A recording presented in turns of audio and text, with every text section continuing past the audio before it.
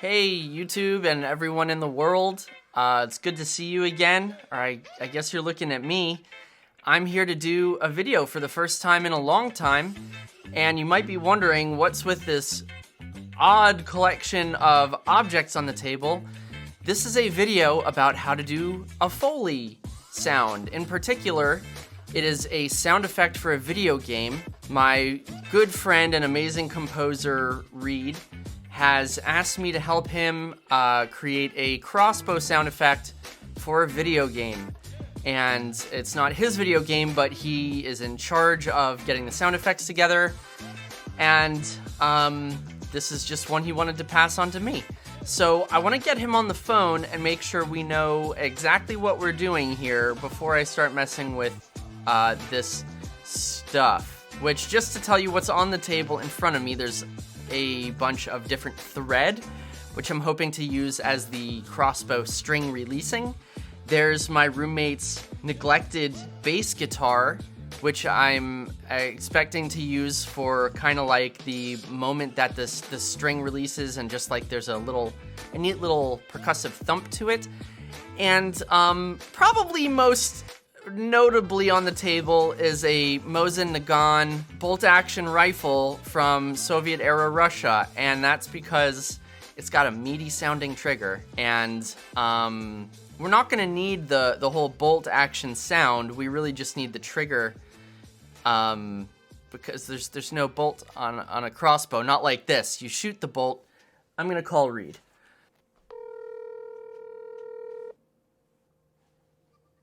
Adam Lansky. What up? What's going on? Yeah, I'm about to record the crossbow sound effects and just want to make sure that I'm giving you what you need. Can you just describe it to me again? I remember you saying it's something along the lines of being like more magical sounding. Yeah, well, it's kind of a medievally crossbow. I don't think it needs too much magical stuff going on, but it does shoot kind of like a magical bolt of some sort. But I think that might actually end up being a different sound later. I think they're just needing like a, click and a projectile leaving the microphone area. You know what I'm saying? Okay, so we're talking a normcore crossbow here. This isn't a blessed crossbow. Right. It's not like Gandalf's crossbow and your head explodes when it hits you. This is just like, Right. Okay, cool. Yeah, I think I have the tools here to do that. Cool. Well, I've got the tool right here in my pants, motherfucker. Oh, shit. Oh, God. All right, sick. So, sounds good. I'm about to get to it right now. Sounds like a winner.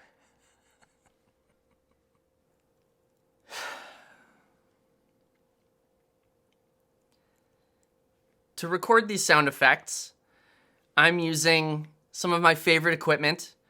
If you want to record sound effects like this or any kind, you don't have to have this level of gear. It's amazing what you can get by with something like a Focusrite 2i2 and an MXL 991. I'm not kidding. Don't let not having these tools ever discourage you from trying to do really cool things, okay? So having said that, my microphone is a Octava MK012. This is a Michael Jolie Octava mod, which sadly no longer exists.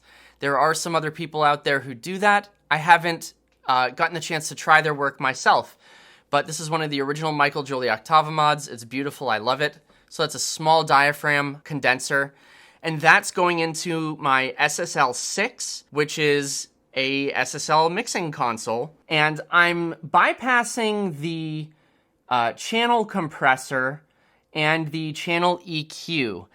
Generally, when I'm recording voice or music, I really love using the EQ on there, but I just don't think that's necessary for right now. In terms of the channel compressor, I think SSL could have done some things better about that. I almost never really use it. I find the release time is just too slow, and it's a one knob thing, so it's better than nothing. But I am using the G-Bus series compressor on the output. And then off camera, that's running into my Antelope Zen Studio. We are recording at 96K, clocking via the Black Lion Audio Mark III XB as always. Antelope has a great interface to begin with. Their clocks are nice to begin with. And I just find that when I use the Black Lion Audio XB, everything just has more dimensionality. Everything just comes in more clear. The bass has more boom to it without sounding flubby. The high end is cleaner. Everything is, it's just like it's like wiping dirt off a lens, kind of. And then we're recording in Logic Pro X. So if you have any questions about that kind of stuff, go ahead, type it down in the comments, and I'll do my best to get to that. First, I'm going to start with the rifle, just because it's kind of huge and I need it off the table. And also, like, I'm going to be real, that's kind of the thing I'm most excited about recording here. And I have signal, it's loud and clear. Okay, we got an empty rifle right here. And before I even record anything, I'm going to just look at my meter in Logic and pull this trigger on the empty chamber once to see where our meters land. That clipped, so I'm going to just turn down our output fader here.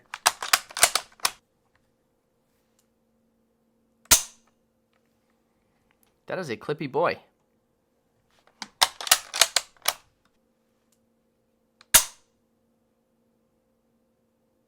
Minus 1.8, that's a keeper.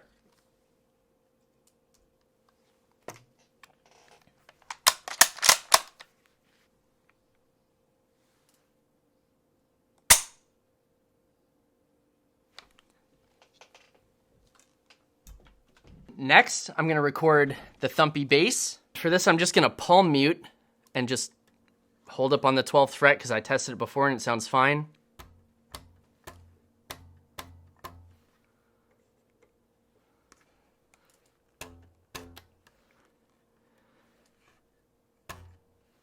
Someone could ask, why don't you just plug it in with a DI box? And the reason I'm not plugging in with a DI box is because I want all these mechanical sounds. If I just plug in with a DI box and take the output from the instrument, I'm going to get what the pickups are putting out. I want to hear the string. I want to hear the wood. I want to hear just all the texture that's happening here. So levels are set.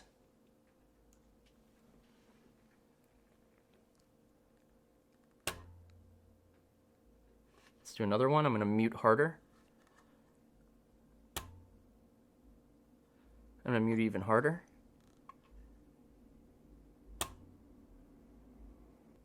Let's do one more for good luck.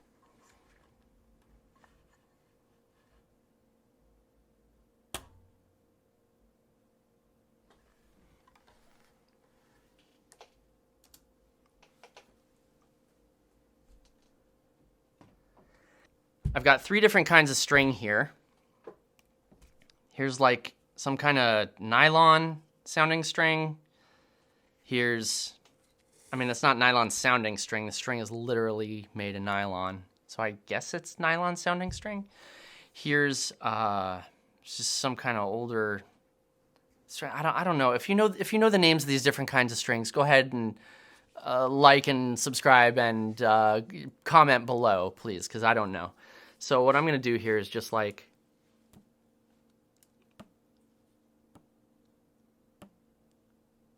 oh, that's fun. Can you hear that? Oh, yeah. Let's hear what this one sounds like. Yeah, I think that might be the winner. Let's hear the nylon, since I talked so much about it.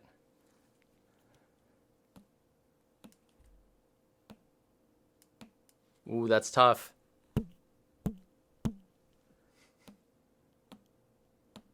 That's tough. So I'm not into the pink one so much. So we'll just get that one out of here. Let's hear this one more time.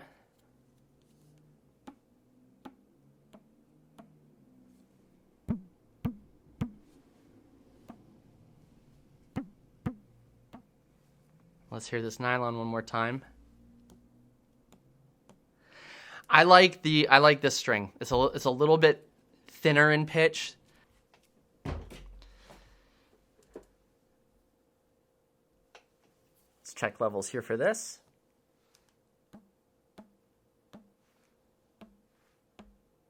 Now I get to decide what pitch. Oh, check this out.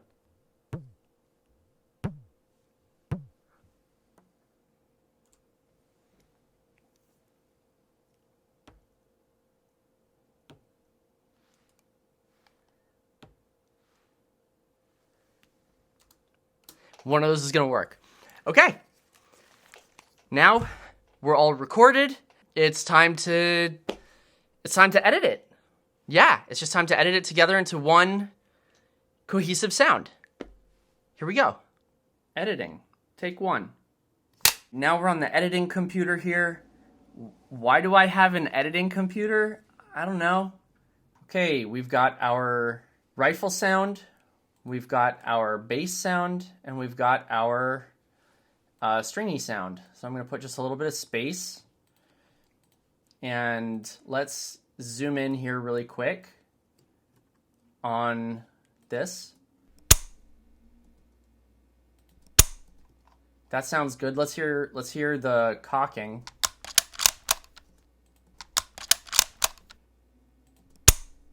I might actually want to use some of the bolt sounds instead. Yeah.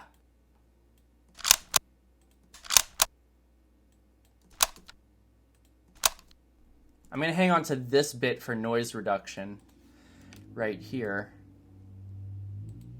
Let's just get rid of that stuff. And I'm just going to pull this in the middle of the screen because I'm weird like that. Let's separate this out and see what we like.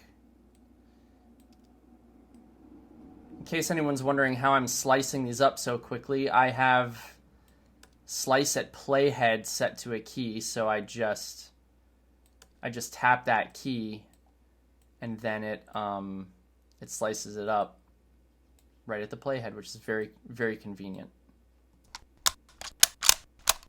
This is useless. This is useless. That's useless.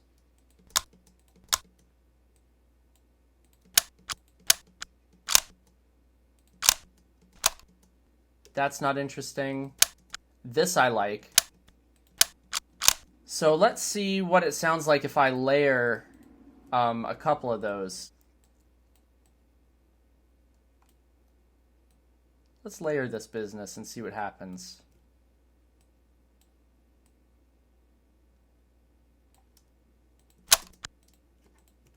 How about them apples? Okay, so this is that's a really tasty sound effect, but I don't think I super need it here. Let's take a look at the bass. Let's hear what we got.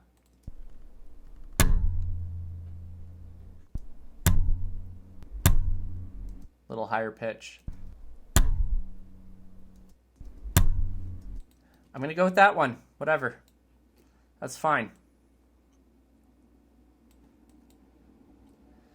So I go to the zero crossing right here, where it's neither positive nor negative. I'll cut everything before that.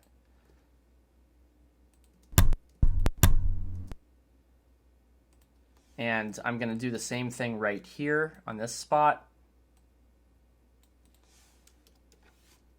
Get rid of that. Just pull that over. Now let's listen to our string action. This is the part I'm really excited about, honestly.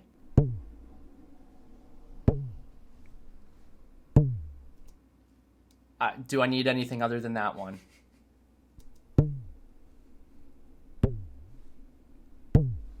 Ooh.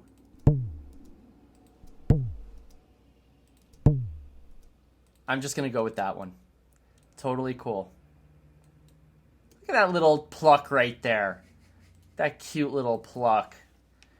And it did clip, but that's fine. That's actually fine. Okay, now we've got all of our components right here. So let's smash them together so it's really quick.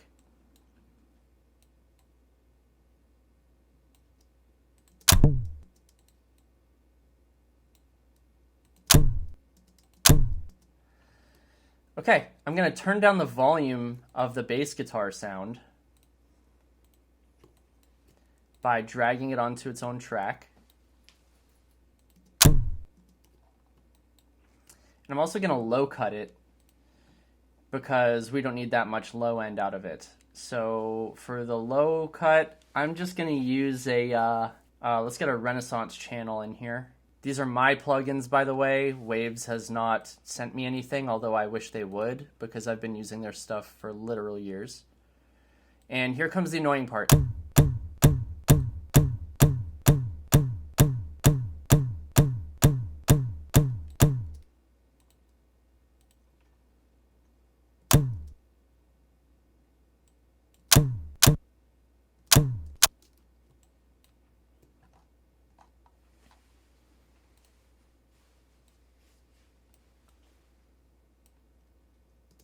I feel like there should be just a tiny bit of time in between the trigger and then the pew, you know, just like the tiniest little hesitation here. I'm going to mute that bass for a second. And I want more trigger, honestly.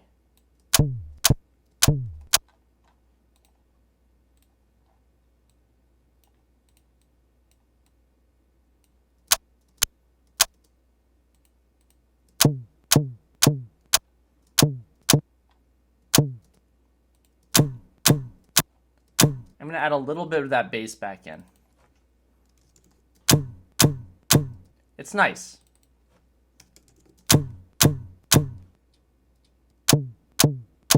That's without the bass. That's without the string. I think I'm going to add just a little bit of treble to everything in general. So I'm going to just treat everything all through the stereo output. First thing I'm going to do is get my Z noise. Okay, Z noise from Waves. I'm going to set that to punch. Now let's go back to my noise reduction sample, which is right here. Perfect.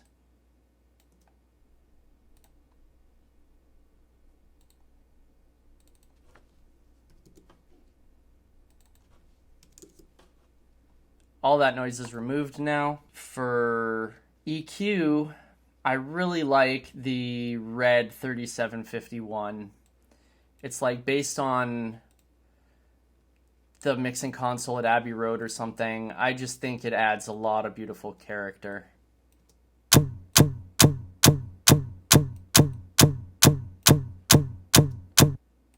And let's throw a bit more of that bass back in. I miss it now that it's gone, you know? Yeah, that's pleasant. Here, just a little pop at the end, so that means I gotta fade this out. Let's shorten that up a skosh. Let's see what happens if I turn down the string sounds a little bit.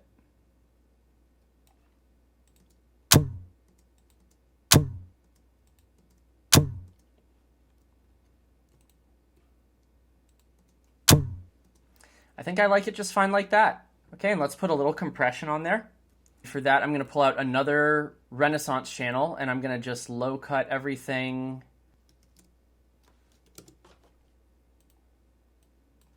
Just to make sure we're getting rid of everything in the low end. In terms of the compression, I'm just going to do 2:1. The attack needs to be fast, so I'm going to set that to like 5. And the release, I want 40. I mean, 30, because it's so quick.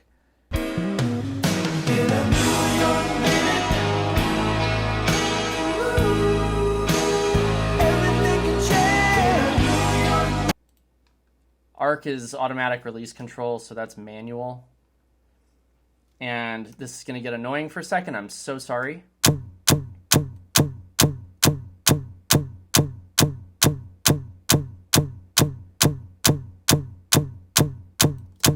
And I just wanted 3 decibels of compression. Let's see where we're landing on our output. Oh, no.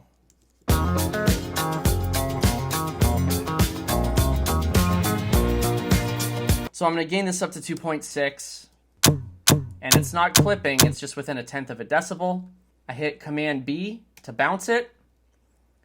And this is split files at 4824. Split because interleaved would be stereo. We want it mono. Bloop. And that's going to go in the bounces folder. So let's see.